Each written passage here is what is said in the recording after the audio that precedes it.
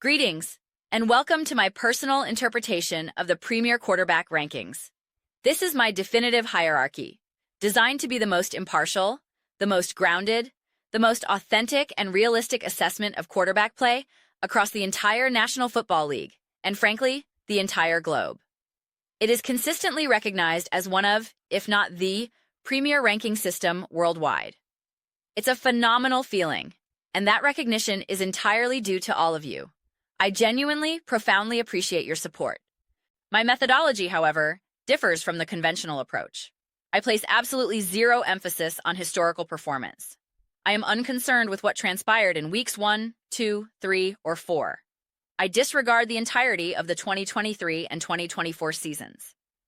This is not an evaluation of a player's cumulative legacy or a rich tapestry of their career.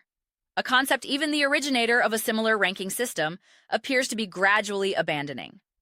It seems the rules were somewhat invented arbitrarily, akin to the improvisational nature of a certain comedy show. My sole criterion is this: how did you perform in the most recent week of games? That is the entirety of the consideration. This singular focus means that accumulating a high point total or impressive passing yardage against an inferior opponent does not guarantee an automatic placement at the summit. Conversely, suffering a loss or committing turnovers does not consign a quarterback to the absolute basement. This structure is explicitly designed to accommodate nuance. It is built to elevate performances and, at times, to apply an extra layer of scrutiny, particularly for signal callers on teams with high expectations. When facing a subpar opponent, a quarterback inherently must overcome a certain deficit in the evaluation. He must truly excel to stand out. You simply have to accept that premise and proceed. So, without any further preamble, let us dive directly into the hierarchy. At the foundation, we find Shedeur Sanders. The visual arrangement is not linear from left to right. Simply understand that Shedeur Sanders occupies that lowest tier, and we will commence our analysis with him. Before any ardent supporters of Sanders become agitated, as you may not have followed this ranking series from its inception, and accuse me of inherent bias or negativity, please understand the fluid nature of this system. I have previously positioned Jalen Hurts at the apex. I have elevated Sam Darnold to the summit. I have placed Matthew Stafford at the top. That is the inherent intrigue of this exercise. You never know where a player will land. It authentically fluctuates on a weekly basis. Presently, Shedeur Sanders resides at the bottom. This placement is not a consequence of him committing egregious errors or performing abysmally. It is simply that, from my perspective, other quarterbacks clearly delivered superior performances.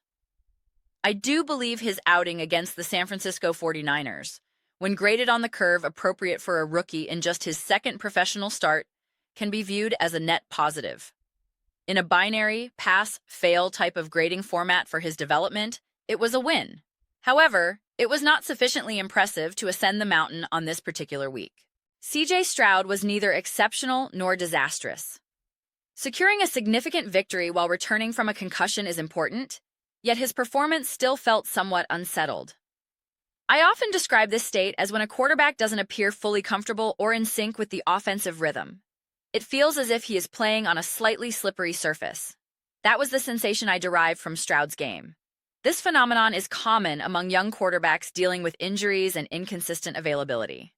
I observed it with Jordan Love extensively last season, and I am detecting shades of it with Stroud currently. His offensive scheme doesn't always provide him with overwhelming advantages, though his defensive unit certainly offers substantial support. Sam Darnold did not have a standout performance. He did not require one, as his team comprehensively dominated the Minnesota Vikings. It was one of those games. He had a couple of fumbles, but overall it was a relatively quiet and uneventful day for Darnold, with minimal statistical impact. Lamar Jackson did not perform at a great level. He did not even perform at a good level. It was essentially a scenario where everything that could go wrong did go wrong for the Baltimore Ravens, and Jackson was central to that struggle. A similar narrative applies to Matthew Stafford. He surrendered a pick six, a devastating turnover, threw a red zone interception, and later coughed up a critical red zone fumble as time was expiring in the fourth quarter, a play that could have tied the game or taken the lead. It was precisely the mistake you cannot afford. You can sometimes endure a sack, but a strip sack in that situation is catastrophic, and that is what occurred. Jalen Hurts had a fumble on the infamous tush-push play, threw an interception, and could not overcome the myriad issues and limitations plaguing the Philadelphia Eagles offense on that day, necessitating his descent to the lower tier. Allow me to pause briefly before proceeding to the next group. There have been instances where I ranked Jalen Hurts at the peak, or Stafford at the base, or Sam Darnold at the top. Presently, I have attracted a contingent of, dare I say, slightly irritating Matthew Stafford enthusiasts, despite my consistent and vocal admiration for Stafford as an elite and special talent. They levy accusations of bias. The retort is simple. If you believe I would treat Jalen Hurts or Sam Darnold differently, congratulations. They are also at the bottom of the mountain this week, demonstrating my consistent application of standards. You are welcome to disagree with my assessments. I am not infallible. However, you cannot credibly dispute my lack of bias or my consistency.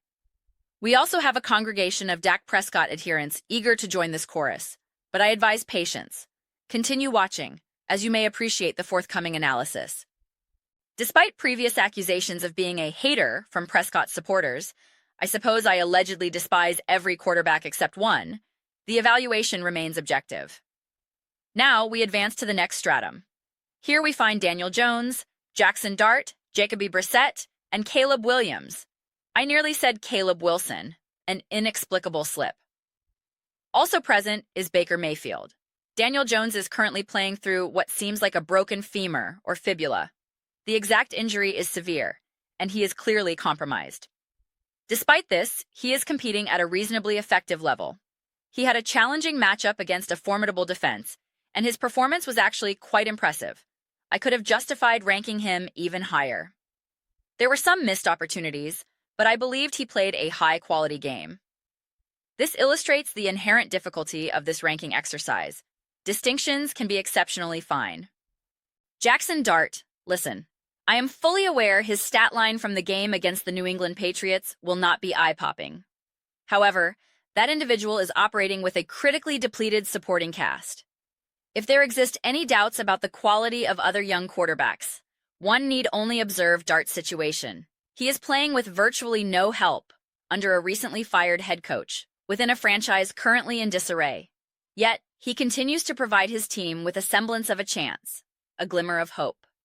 That is impressive. In contrast, a quarterback like J.J. McCarthy is not currently offering that same spark. I would argue Dart is having a more commendable rookie season, given his circumstances, than Caleb Williams' experience last year. I am impressed by his resilience and performance within such a challenging context. The player is taking hits shortly after returning from a concussion. He embodies toughness. Jacoby Brissett is another quarterback who continues to impress me profoundly. He posted a 72.5% completion rate, 301 yards, 7.5 yards per attempt, 2 touchdowns, and 1 interception. The question becomes, who is Jacoby Brissett in the current NFL landscape? He is not a player around whom franchises are building. No one is proclaiming he might have some fuel left in the tank to start and lead us to the playoffs. This is not a Sam Darnold, Daniel Jones, or Mac Jones scenario. Yet he is delivering. He genuinely is. I have immense respect for that. He currently appears more effective than Kyler Murray, a former top selection commanding a colossal salary, viewed as a franchise cornerstone. I would prefer Brissett at this moment. He is 32 or 33 years old, and I simply respect his contribution. Caleb Williams did not have a game that demanded extensive production from him. I do not believe he played particularly well.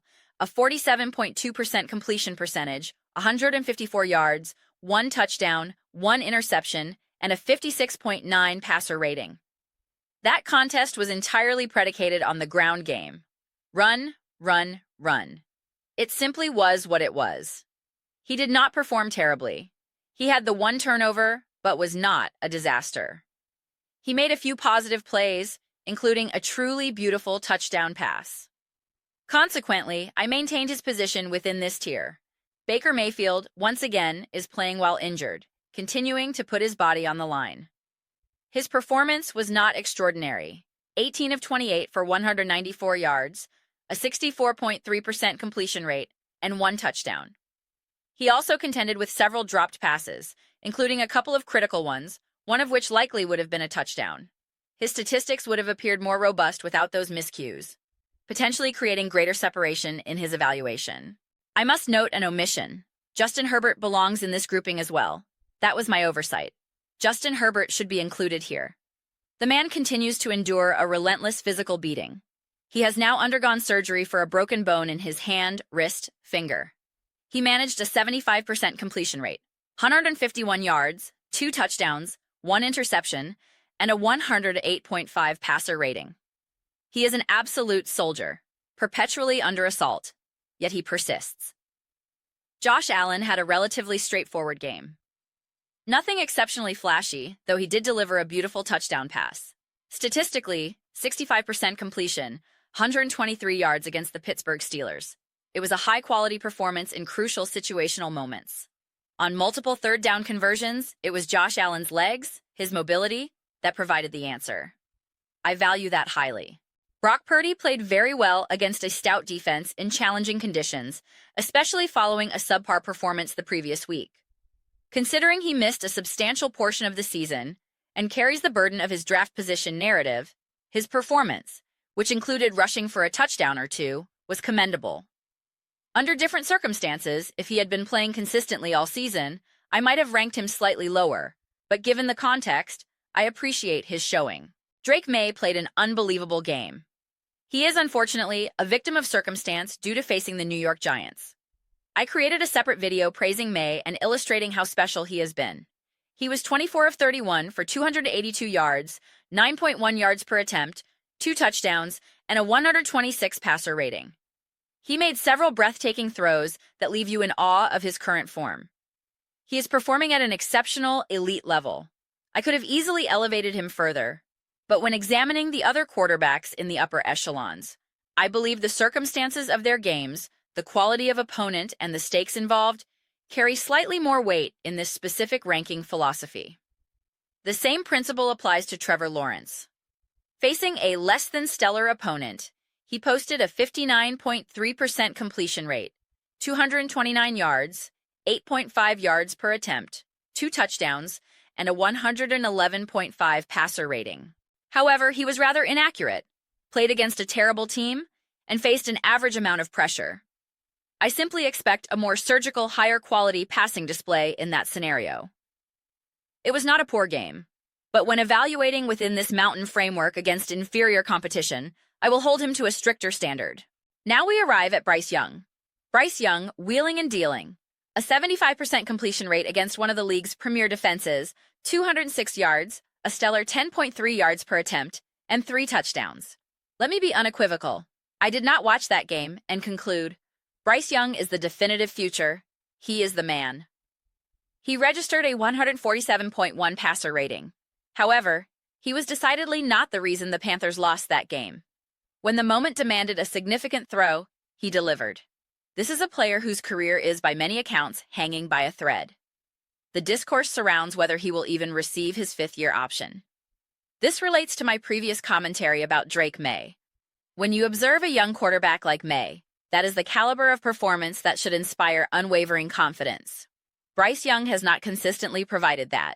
Yet, facing the team widely regarded as the best in the NFL, in adverse weather conditions, he outperformed Matthew Stafford, the presumptive MVP frontrunner. I am profoundly impressed by that. Jared Goff played an awesome game. He was in no way the problem for his team. He also faced an elite defense, with Micah Parsons wreaking havoc. Goff's line, 20 of 26, a 76.9% completion rate, 256 yards, 9.8 yards per attempt, 2 touchdowns, and a 132.9 passer rating. There's scarcely more you could ask from him in that context. There was one critical fourth down play resulting in a drop. Debate exists whether the pass was slightly behind the receiver. There are 2 perspectives. Goff could have thrown a better ball, but I am hesitant to penalize him significantly for that in this specific game. There were 2 clear drops. With those catches, his completion percentage would have soared to 91.7% against a top-tier defense. He was pressured 11 or 12 times and lost his primary receiver, Amon-Ra St. Brown, early in the contest. It was a remarkably impressive showing. Dak Prescott played awfully well. He truly did.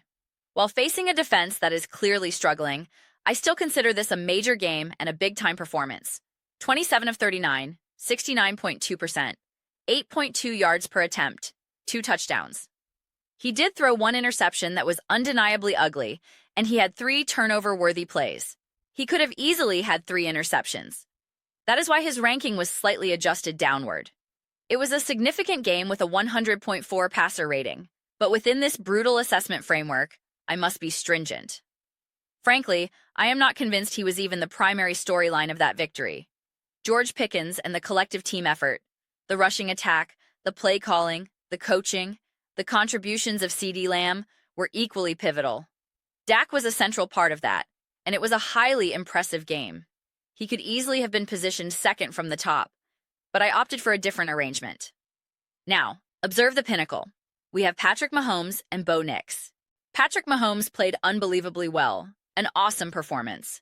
He amassed 261 yards, a 67.6% completion rate, 4 touchdown passes, including an incredible scramble and stumble throw to Xavier Worthy. His receivers also made some spectacular catches, but his 129.7 passer rating on the road against Dallas, facing a defense that brought considerable pressure, he was pressured 17 times, was exceptional. I have previously critiqued his performance under pressure, and in this game, he answered emphatically. He managed the ball superbly, with only 1 turnover-worthy play. It was not enough for a team victory, but I believe he played a fantastic game. Bo Nix. I firmly believe this was one of Bo Nix's finest performances as a professional. There has been a palpable elevation in his play, a clear developmental step. I anticipate many questioning, why Bo Nix over Dak or another quarterback? This underscores the necessity of watching the game, the types of throws he made, particularly on the move. He was also the victim of 5 dropped passes. He could have easily surpassed 400 passing yards. He finished with 321. I fully acknowledge the Washington Commanders are not an elite team. However, the game was intensely close. The offensive game plan placed immense responsibility on Nix's shoulders, and he responded. He had 48 dropbacks and 45 pass attempts, leading the NFL for the week. The game went to overtime, where he engineered the winning drive primarily through the air. Pass, pass, pass, with the only non-pass being a 5-yard touchdown run from within the red zone. He made a spectacular throw while falling to the ground that, if made by any other marquee quarterback, would incite parades and banner drops. Because it was Nix, there is a tendency to downplay it, which is perplexing. The reason he isn't penalized more for facing a lower-level team is twofold. First, the Commanders are not a bottom feeder like the Titans, Giants, or certain other franchises. They are a reasonably well-operated team with a great coach in Dan Quinn. Marcus Mariota played excellently. The game's closeness was not due to Nix's mistakes, e.g. multiple fumbles. It was a competitive contest where the opposing offense came to play, and Nix delivered the necessary big plays. I was thoroughly impressed. Finally, we have Joe Burrow. Joe Burrow is not even on the mountain proper. He is descending from the heavens. He is a force of nature, a category unto himself. You may wonder, why such an exalted placement? His stats were only modest. Listen. The man is earning an astronomical salary. He had not played in literal months. His team is an unmitigated disaster, with playoff hopes virtually extinguished by Thanksgiving. He was facing the Baltimore Ravens. This would have been the easiest game to simply sit out. He could have stated, "I'm not playing," and no one would have faulted him given his financial security and undisclosed pain threshold. Yet he played. We can cynically say, of course he should. He's paid massively. I agree with the principle, but he genuinely did not have to do it. The fact that he was out there, his stated mentality, this is a child's game we get paid handsomely to play. I want to play. Let's go compete. Demands respect. In an era where many athletes across all sports might opt for preservation, I believe this attitude should be applauded and normalized. It felt authentic. Sometimes Burrow's off-field persona can seem somewhat contrived, but his commitment here was undeniable. For him to suit up and compete under those circumstances commands my utmost respect. However, the definitive quarterback of the week for me was none other than Jordan Love. J-Lo, not Jennifer Lopez. He executed multiple fourth-down touchdown conversions. I believe the team was perfect on fourth down, with 2 of those conversions being Love touchdown passes. He delivered several breathtaking passes. This was a Jordan Love performance that made you marvel. This guy can play like this. He operates at this level consistently. It was a display of a truly special talent. He was dominant. His box score may not be historically gaudy. 18 of 30, 60% for 234 yards and 4 touchdowns, with a 124.2 passer rating. Crucially, he was pressured 14 times. For context, Mahomes faced 17 and did not take a single sack. He was impeccable with ball security. His average depth of target was a robust 12 yards. It was simply high-level precision football. By various advanced metrics, whether PFF grade, QBR, or others, he was statistically the top performer by a comfortable margin. The difficulty of the throws he was asked to make, on the road in a hostile environment like Detroit, made it a profoundly impressive outing. That concludes my hierarchical pyramid for this week. I intentionally omitted several quarterbacks who are not currently in the central narrative. I will not feature Tyler Huntley or Tyrod Taylor at this juncture. Perhaps if they continue winning, they will earn a spot. I chose to spare Max Borom, or whatever his name is, the scrutiny of being ranked. If he were a highly touted rookie making his debut, we could include him, but he is more a victim of circumstance, thrust into an untenable situation. I do not believe any other relevant starters were excluded, aside from my accidental omission of Justin Herbert. Geno Smith is not featured because his team is struggling. Aaron Rodgers was left off as he did not play the full game due to injury. He entered with a broken wrist in a cast, suffered a busted nose, and was eventually replaced. I extended him the benefit of the doubt and simply excluded him from this week's evaluation. Those are my comprehensive reflections. I would absolutely cherish hearing your perspectives. What are your thoughts on my quarterback hierarchy? With whom do you most vehemently disagree? I anticipate complaints regarding Shedder Sanders, unsurprisingly, Caleb Williams, unsurprisingly, Matthew Stafford, and likely some concerning Bo Nix, Patrick Mahomes, and Dak Prescott. However, I maintain my fairness. The originator of a similar ranking concept often states his committee is strict but fair. I assert the same principle. I have consistently praised Drake May as elite and special. He played phenomenally against a lesser team and was ranked accordingly. The same treatment I applied to Matthew Stafford when he dominated a weak opponent. Those who accuse me of bias regarding Jalen Hurts should note his current position at the base. Josh Allen occupied the summit after a 6-touchdown game. Now he resides in the same tier as Trevor Lawrence, whom I have criticized all season. That is the operational methodology. Exercise caution before labeling someone a hater or biased. If you intend to levy such accusations, ensure they are accurate and substantiated.